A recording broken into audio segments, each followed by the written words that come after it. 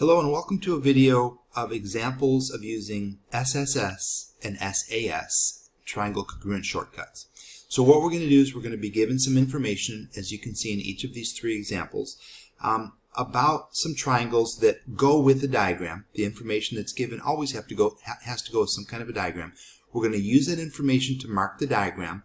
Once we're looking at the marks on the diagram, then we're going to make a determination whether we can use side, side, side, or side angle side to conclude that the triangles are congruent. Remember, those two are shortcuts that allow us to say that two triangles are congruent with only 3 parts rather than all 6 parts, all 3 sides and all 3 pairs of angles being congruent. Okay, so let's get started. So let's look at the first example, and again, the given information goes with the diagram, so we're going to put that information onto the diagram. Alright, so let's start out with JM and LN. Let's find them. So here's JM, I'm going to give that 1 tick mark, and LN, kind of where you'd expect it to be on the other side, so they're congruent. That's first. Alright, angle JMN, so we have to follow it, angle JMN, so JMN is this angle right here, we'll give that 1 mark. It's congruent to angle LNM, so let's follow that, LNM, so this angle right here. Again, it's not a surprise, it's what it looks like. Alright, so we've marked what's given. We've also got something that we're going to call the same side. This is a version of the reflexive property. We'll see how we can use that phrase in a different lesson. But for now, this is the same side. So if you look at these two triangles, MN obviously is congruent to itself, right? And so there is a side on the top triangle that's congruent to a side on the bottom triangle, and I'm just going to mark it like this. Now you can redraw the triangles, but it's not necessary, but you can redraw the triangles like this, and then mark this like that, and then draw the other triangle with the bottom part. Sorry, that's a little bit sloppy, but there's the bottom part. So this would be my M, this would be my J, and this would be my N, and then on the bottom triangle this would be my L, and my M, and my N up there. And I can mark them. So I could mark the angle N up here is congruent to the angle M down here.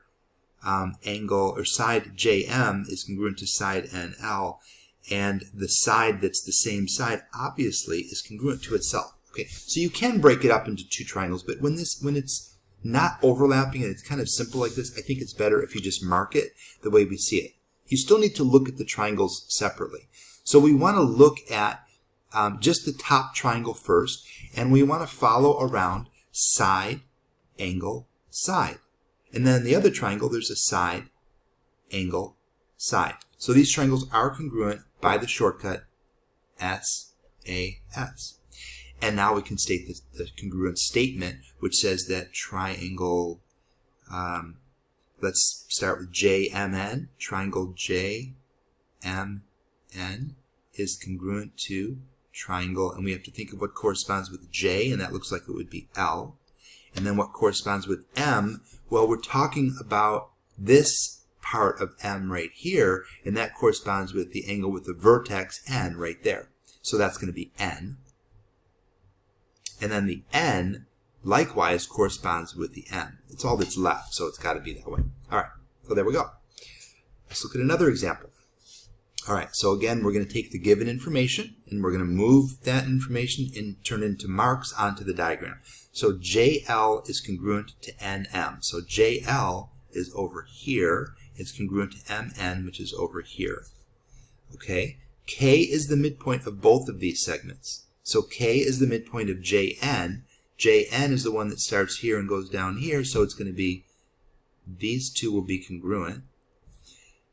And also it's the midpoint of LM. So it's starting here and going up to here, and it's the midpoint. So these are also congruent.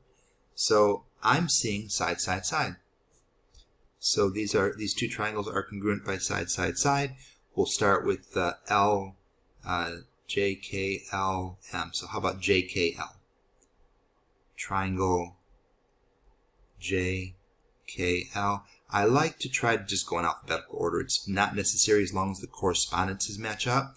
And I see here that J is next to the, it's between the 1 tick mark and the 2 tick mark, so that means it's going to correspond over here between the 1 and the 2, which is N. So triangle N, and then K corresponds, we're basically saying this K corresponds with this K. They're vertical angles, but they're the same vertex. So that's going to be our K, and then L corresponds with M. Okay? Let's look at example 3. Why don't you guys try it? We'll pause the video and see how these compare. Okay, there it is. So I marked the 2 things that were given. I marked the one thing that's also known, which is the side has to be congruent to itself. Anything is congruent to itself. And I see side, side, side, so that's my shortcut. And then I wrote the congruence statement, starting out with ABC. A has to correspond with, so here I'm going to show you the ones that we know must correspond here. This one has to correspond with this one. They're going to be congruent. In the end, we know that they're congruent. Again, having 3 parts that are side, side, side tells us if the sides are congruent, the angles must be congruent too. These 2 have to be congruent. We'll put 3 there. And then these have to be congruent. Okay? And I hope you found this video helpful.